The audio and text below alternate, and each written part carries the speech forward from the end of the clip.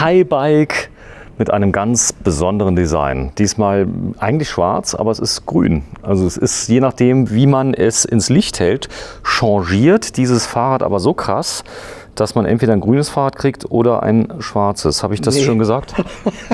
Ich glaube, das ist jetzt ein Lichteffekt von der Tür. Also es ist tatsächlich schwarz. Ich habe es auch gesehen. Ich weiß, was du meinst.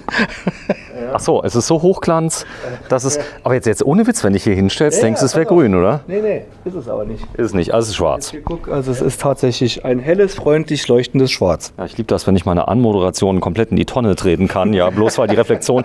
Aber es ist ein Ich habe dich doch gar nicht vorgestellt. Hallo Sven. Hallo Kai, grüß dich. Wir sind bei Kai Gimmler Bikes. Ja, genau. Dankeschön, jetzt hast du mich komplett aus dem Konzept gebracht. Ein Highbike, selten, aber es kommt. Du bist starker Highbike-Händler, aber so viele hast du dieses Jahr nicht bekommen, oder? Doch, ich muss sagen, Highbike kann ich da wenig Vorwurf machen. Die haben doch uns zum Teil die Saison gerettet. Aber manche Modelle, wie zum Beispiel das hier, ist tatsächlich jetzt das Einzige, was wir jetzt immer bekommen haben.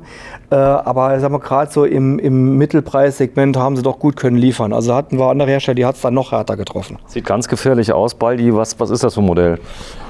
Das ist ein All-Mountain. Aber nicht irgendeins, oder? Sonderedition. Das ist Sonderedition, ja. Das heißt, CF SE, also CF, was Carbon ist. Ne? Das ist Carbon? Ja, das ist Carbon. Okay. Sehr schön. Also Highbike baut schon sehr lange Carbon. Die Carbonqualität, ist die so wie Rotwild?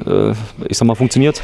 Also pass mal auf, es gibt auf der Welt wenige Hersteller, die tatsächlich die Carbonrahmen letztendlich fertigen. Und da sind die Unterschiede jetzt nicht sehr groß. Ne? Ich meine, es geht letztendlich um Design.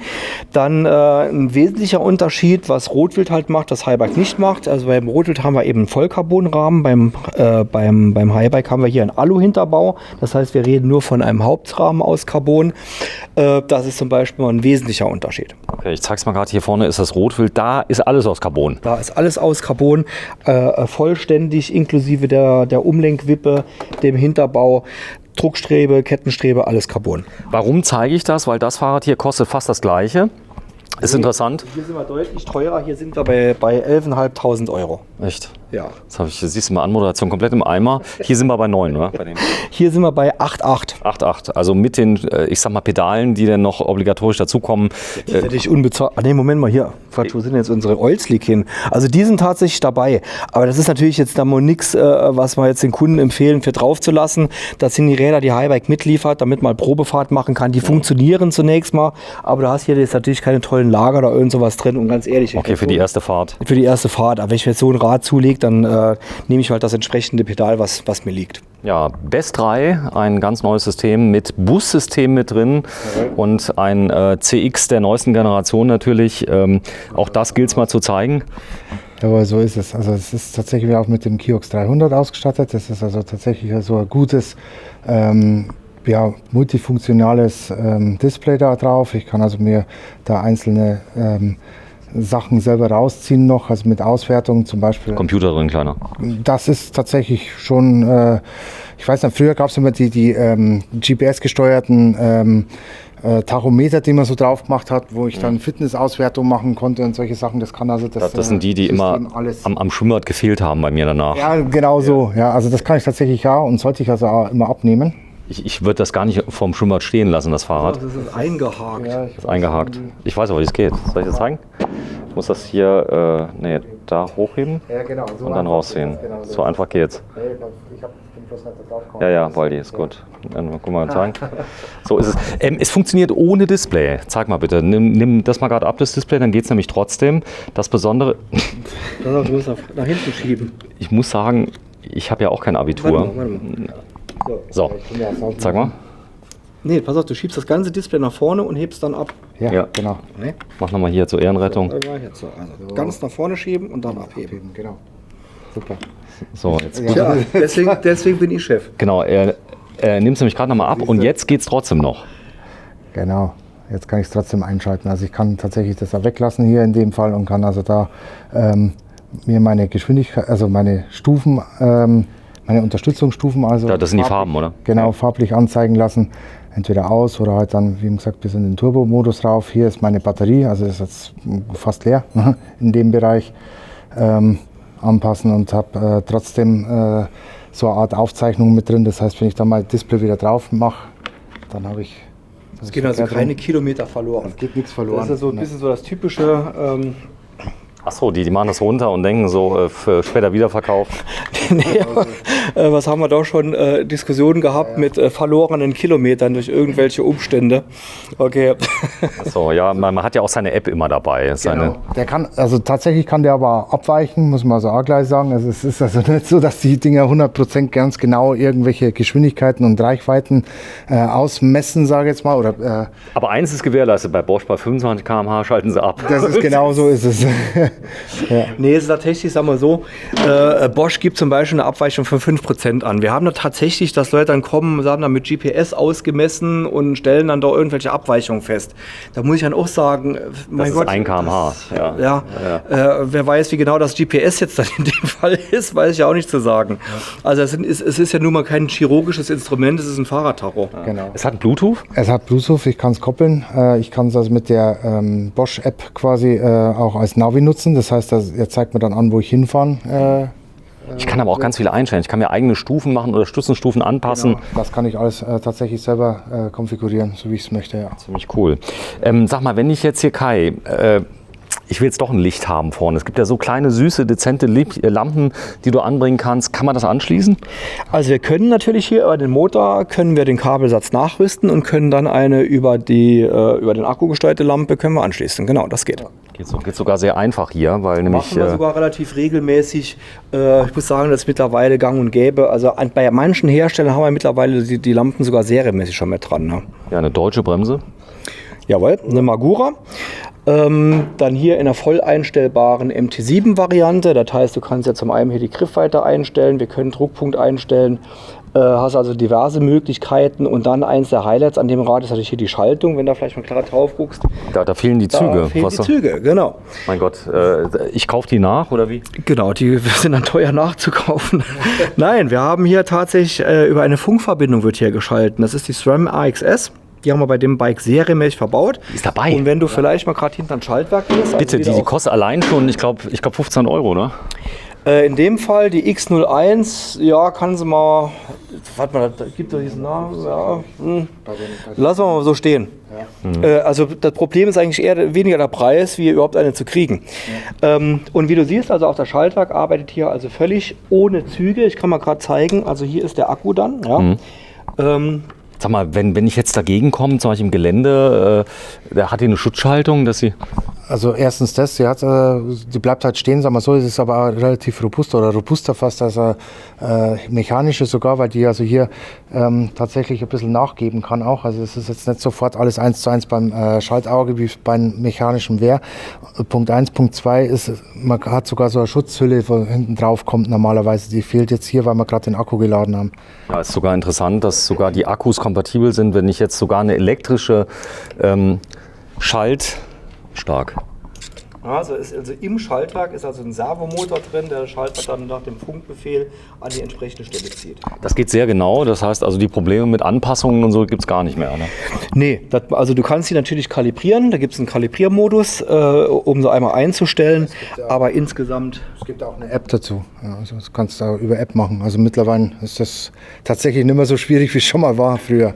Und der Vorteil ist einfach ganz einfach der, wir haben tatsächlich gerade bei den E-Bikes, es ist ja mittlerweile gang und gäbe, dass die Züge alle durch den Rahmen versteckt verlegt werden, weil es einfach natürlich clean aussieht.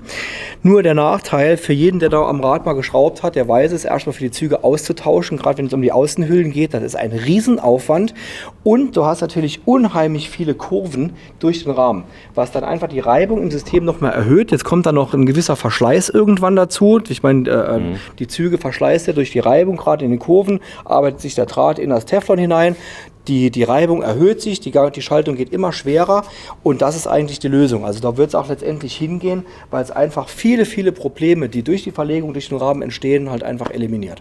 Der hält wie lange? Wie viele Schaltvorgänge macht der Akku? Ich glaube 20.000 oder so, ne? Also schon ein paar. Ja. Okay, es wird auch angezeigt, wenn er leer wird? Jo, genau. Sehr schön. Also die Akkus passen übrigens, das heißt also, wenn jetzt zum Beispiel der Schaltakku hinten leer wird, ich glaube, man kann die austauschen, oder?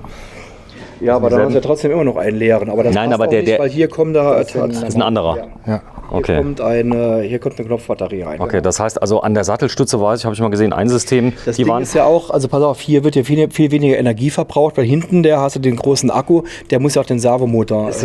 Kann sein, dass ich Shimano gesehen habe. Kann das Nee, sein? wenn du die ASX-Sattelstütze hast. hab ich's gesehen. Ja, da könntest du jetzt quasi tauschen. Da könntest du sagen, okay, ich brauche jetzt die Sattelstütze nicht, aber möchte trotzdem schalten, weil mir jetzt die Schaltung ausgefallen ist. Dann könntest du den von der Sattelstütze runternehmen und quasi an deine Schaltung machen. Und Ihr habt ja jetzt schon ein paar verkauft. Gab es da Leute in der Praxis, die gesagt haben, ich brauche einen zweiten Akku? Nee. Nee. Wir haben einer unserer Mitarbeiter, fährt selbst ein Rennrad mit der Schaltung. Also die funktioniert wirklich, weil die Leute dann natürlich im ersten Moment immer so viel Technik. Aber ich meine, beim E-Bike haben wir die Technik sowieso dran. Wir haben sowieso Elektronik und Elektrik dran. Aber es funktioniert wirklich absolut problemlos. ich habe noch die kleine Gruppe von da gibt es also noch die NX-Gruppe, die habe ich mir auf mein Elektrobike auch drauf gebaut, weil das also wirklich Sinn macht, also was umzusteigen. Sehr schön. Ja, Bremsanlage, natürlich von Magura. Jawohl, deutsche Hersteller, MT7. sagst du schon, der MT7, genau. Doppelkolbenbremse.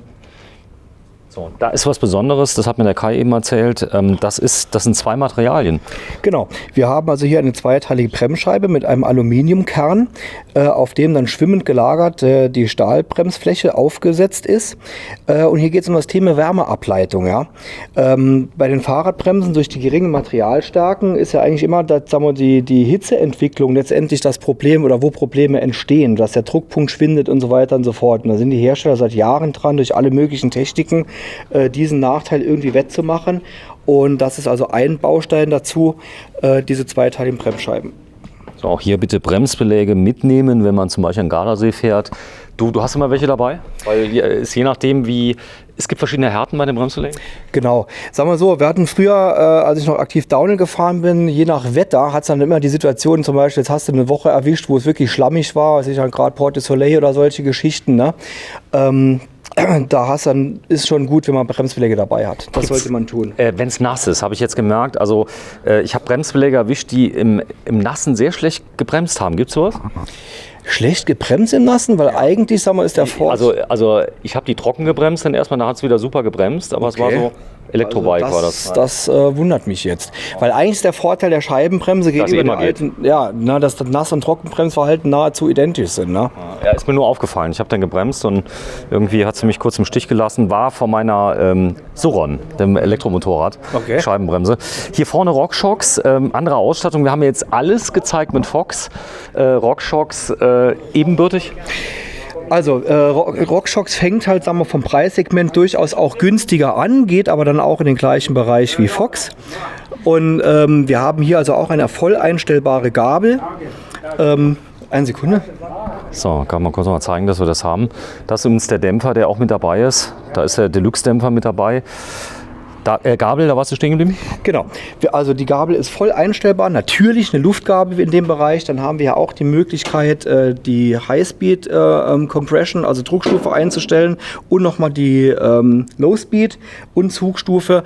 Und da muss man einfach sagen, klar, das sind Produkte, die funktionieren da absolut ebenbürtig. High-Speed heißt, ich treffe jetzt einen großen Stein, das ist High-Speed?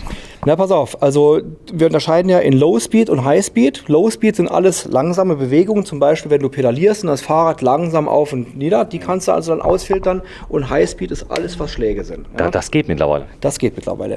Also diese Bewegungen kannst du in Zug- und Druckstufe getrennt ausfiltern, wenn du zum Beispiel ein Fahrwerk hast, wie hier an dem Rotwild jetzt, das diese Möglichkeit bietet. Das siehst du hier an dem Dämpfer, dass wir also blau ist immer Druckstufe, rot ist Zugstufe, und da hast du also einen äußeren Ring und einen inneren, und dann kannst du Low- und Highspeed getrennt einstellen. So, also hier haben wir so ein Mittelding, das ist jetzt noch nicht High-End, aber schon sehr gut, oder? Doch, die Lyrik spielt absolut im Top-Segment mit. Okay, so, aber einstellen kann ich. Grundsätzlich wird der Luftdruck eingestellt. Das heißt, das macht ihr so mal vorab hier in der Werkstatt? Nee, das machen wir halt dann mit dem Kunden bei Abholung.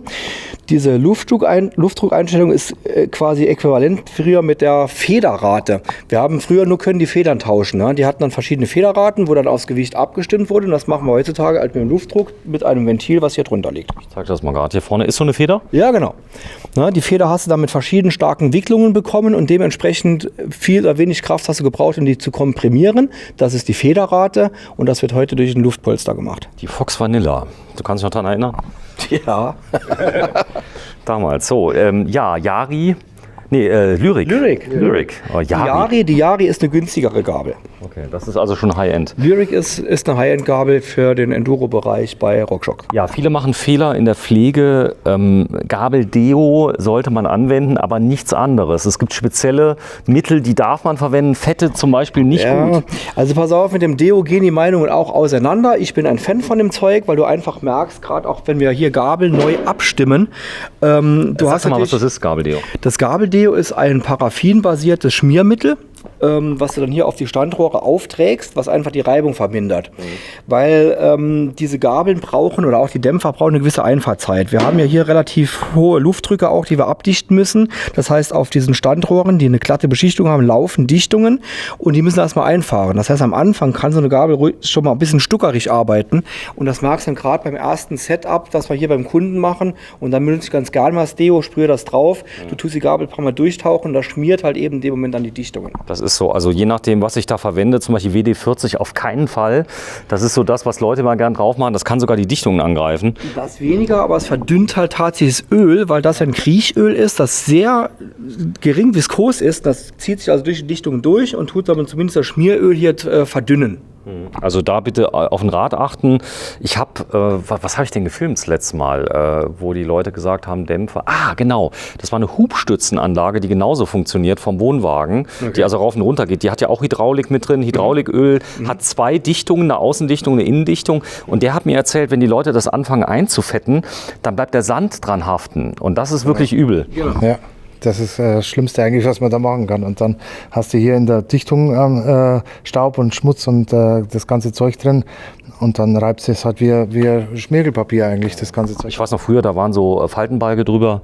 Das gibt es heute nicht mehr, oder? Nee, die sind auch Vollkatastrophe, aus einem ganz einfachen Grund. Die sind nämlich nicht 100% dicht. Das heißt, Der Schmutz bleibt drin. der Schmutz sammelt sich dann unter dem Faltenbalg. Das war eigentlich meistens nur ganz am Anfang und nachher bei vielen billigen Gabeln. Also das bewirkt genau das Gegenteil. Hier siehst du, was Sache ist. Also was ich empfehle nach der Fahrt, ich würde den Staub hier von den Standrohren immer leicht runternehmen. Auf gar keinen Fall mit spitzen Instrumenten hier diese Lippendichtung anheben, um da irgendwas drunter rauszukratzen. Also absolutes No-Go. Einfach die Gabelstandrohre sauber halten, auch nicht mit dem Dampfstrahler hier drauf heizen. Und dann muss man einfach sagen, so ein Fahrwerk braucht Wartung. Also ein ganz einfacher Grund. Ich sage mal, die Bremse, die Schaltung, die benutzt du mal, benutzt du nicht. Das Fahrwerk arbeitet immer. Und es bleibt natürlich nicht aus, dass sich hier unter die Dichtung mit der Zeit halt eben feiner Staub und so weiter auch reinarbeitet. Der setzt sich dann unterhalb dieser Staubdichtung in dem Bereich hier ab. Und dann hast du hier irgendwann Schmirgelpaste. Und wenn dann mal die Beschichtung der Gabel angegriffen ist, dann hast du meistens einen Totalschaden.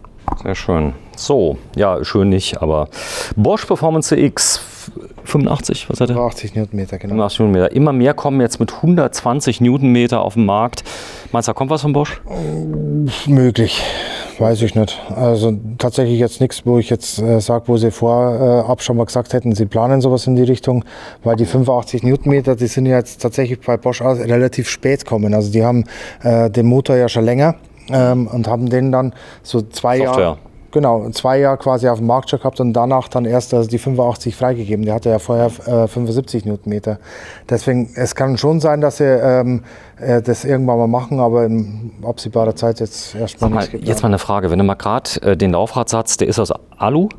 Der ist aus Alu, ja. Aus Alu, so. Mal gerade das Ventil nach oben machst und mir mal erklärst, was das da soll. Diese Verstärkung. Das Ventil mal gerade mal, nach oben einfach drehst, dass ich es gut filmen kann. Ach so, nach oben. Ja, genau. Drehen wir gerade nach oben. Und der Kai oder du, oh ja, er hat es vorher abgeschraubt. Sehr, sehr, sehr schön. Hier unten ist die Kappe. Wenn du mal kurz hilfst, Kai. Ja, Moment. Ich habe die Hände voll. Da ist jetzt so ein französisches Ventil drauf. Genau. Ist mittlerweile Standard. Die Hersteller argumentieren da mit einem kleineren Loch in der Felge, was weniger Felgenrisse verursachen soll. Okay, lassen wir mal so stehen. Nee, da war jetzt so ein Schutz drauf, wenn du mir den mal gerade Das zeigst. ist kein Schutz, das ist ein Magnet. Ja. Magnet. Genau. Zeig mal, was hat der für einen Sinn? Der Geschwindigkeitssensor. Das ist der Geschwindigkeitssensor. Ja gut, ich meine, hier sitzt der Geschwindigkeitssensor und der wird normalerweise hier mit abgenommen, aber ich weiß jetzt nicht genau, ob da vorne nicht auch noch was da ist. Wie gesagt, das Rad ist Brandneu. brandneu. Jetzt stehe ich aber auch gerade kurz um Schlauch, das entdecken wir jetzt auch gerade, hast ja recht, aber der Geschwindigkeitssensor ist hier. Ja. Warum haben wir jetzt da noch ein Magnet? Spannend. Also wir werden das mal eruieren. Liebe Leute, schreibt uns in den Kommentar. Wir haben einen Mavic-Laufradsatz, ja genau. Wer weiß es? Wer weiß es? Es gibt einen Satz, Kai Gimbler Bikes Marsh Guards. Du hast einen Meistertitel, oder? Ich habe einen Meistertitel, Ja, genau. das lernen wir aber nicht auf der Meisterschule. Was ist das Ding? Ich bin ja noch Mechanikermeister und meine Das ist der Jungs, die Elektronikmeister. machen ja jetzt hier einen Mechatroniker. So. Und jetzt wissen wir auch warum. Ist das immer mehr Technik in den Fahrrädern? Elektronik? Ja, es ist, ja tatsächlich. Und muss ich sagen, das ist so ein bisschen zum Glück, wir haben jetzt unser Azubi, der übrigens im Moment auf dem Weg ist, Jahrgangsbester zu werden. Der ist natürlich doch viel affiner, was diese elektronische Technik angeht, wie ich noch. Weil so zu meinen Zeiten war ich stolz, dass ich dann in 3 Tagen Kleinarbeit mir irgendwie eine Kettenführung gebastelt habe, weil der andere nicht gepasst hat oder so. Mit der Elektronik, da sind die Jungen dann doch besser. Also bei dem bin ich tatsächlich echt raus jetzt, was der Magnet da soll, keine Ahnung. Also schreibt es uns in die Kommentare, damit ihr auch was zu tun habt. Was soll der Magnet? Wir sind bei Kai Gimbler Bikes. Das Fahrrad hast du 213 Mal, glaube ich, bekommen. Ja, genau. Davon sind aber 212 schon weg. Also eins hast du bekommen. Echt, da kam nur eins? Ja, das ist das Einzige. Da kommt noch was, aber im Moment keine Liefertermine verfügbar. Ist schon verkauft, das da? Nee. Also, Pass wenn auf, es alles, was wir heute gefilmt haben, haben wir, heute ist Montag, haben wir gestern über den Sonntag noch zusammengesteckt. Ich habe gerade noch die Endkontrolle gemacht und dann kamst du auch schon. Hast du nicht mehr bestellt oder woran liegt's? Es kommt nichts bei. Also ich meine, man kriegt es ja mit in Shanghai, der Hafen ist wieder seit Wochen zu. Also es ist wirklich, es spitzt sich wieder zu, die Lage. Da muss man Ja, das einfach heißt, sagen. da wäre auch hier, der Raceface war auch dabei und die War alles drin, ja. Alles genau, drin. kam tatsächlich komplett. kam komplett. Weil oft kommen die ja dann und dann darfst du als Händler sogar noch ein bisschen zusammenbauen. Ja, habe ich bei einigen Herstellern gesehen. Nö, also ich meine, das ist bei allen Rädern so, die kommen natürlich vormontiert. Nein, komplett. Also da ist teilweise, habe ich jetzt gesehen, bei anderen Händlern, da war die Scheibenbremse gar nicht montiert. Ja, die Scheiben kommen einzeln. Was? Ja, echt. Okay. Die haben die nachgeschickt und dann hatten die aber schon verpackt. Ja, pass auf. Ein Hersteller hat uns auch angeschrieben, der hätte uns jetzt dann auch Räder geliefert zum Zeigen und da hätten auch Teile gefehlt. Da habe ich gesagt, was soll ich damit? Ich meine, was ist das? Nimmt der Platz weg? Also da habe ich jetzt nicht mitgemacht. So, die Rechnung wäre aber später gekommen. So weit haben wir gar nicht geredet, wenn ich ehrlich bin. Komm, ich zeig's mal gerade. Also das ist das All Mountain. Die haben ja immer wieder abenteuerliche Bezeichnungen. CFSE. CFSE 750 Wattstunden Akku, 12 Gang, X01 steht für. Das ist die Nomenklatur, sagen wir mal, die Wertigkeit der Schaltung. Gibt ja XX1, X01. Ah, die ist schon ganz gut. NX, das ist die zweitbeste. Das ist die zweitbeste. So, da steht's. Und wenn Sie es haben möchten, 8.799 €. Wo soll die Reise noch hingehen? Aber hier ist es. Also ungefähr 0,25 Bitcoin. Ja, können Sie im Moment. Danke. Tschüss. So.